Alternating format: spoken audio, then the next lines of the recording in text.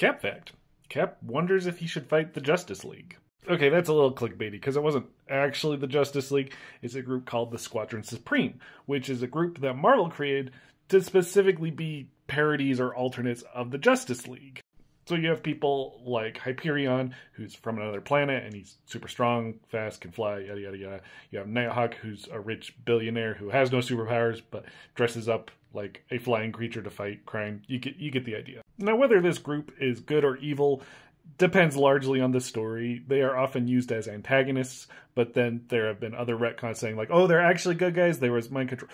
That's fairly common of a lot of heroes, but with them it seems particularly prominent. But one of their most famous stories is a 12-issue miniseries called Squadron Supreme. And it was written by Mark Gruenwald, who was a longtime Cap writer. He has the record for the longest run on Captain America. And it was an examination of, like, what if superheroes actually tried to change the world? In comics, they generally have to go back to the status quo, so while superheroes do good, they can't really change the world permanently because then it would look too different from our own.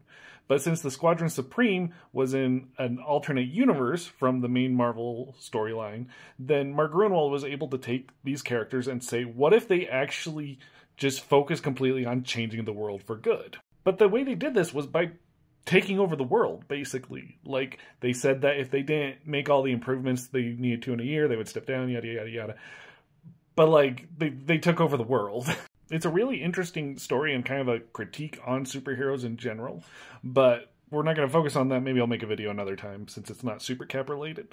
But where it does get Cap related is when Nighthawk goes to Captain America for help. Nighthawk, who, again, is the Batman equivalent, didn't go along with the squadron from the beginning. He doesn't like the idea. And at some point he decides he has to fight against the squadron in order to, bring the world back to the way it should be. But he can't do it alone. And so he travels to an alternate universe, which is the main Marvel universe, to ask for help. And there he runs into Captain America and the other Avengers.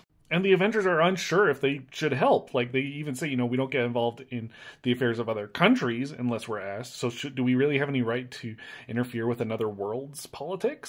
So they initially decline.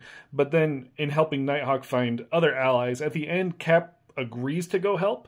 But then Nighthawk says, no, this is something our world has to deal with. And I think it's an interesting look at Cap's morals, because he wants to help people, but he has to recognize that he isn't always in the right to do so. What do you think? Should he have agreed from the get-go, or was he right to decline?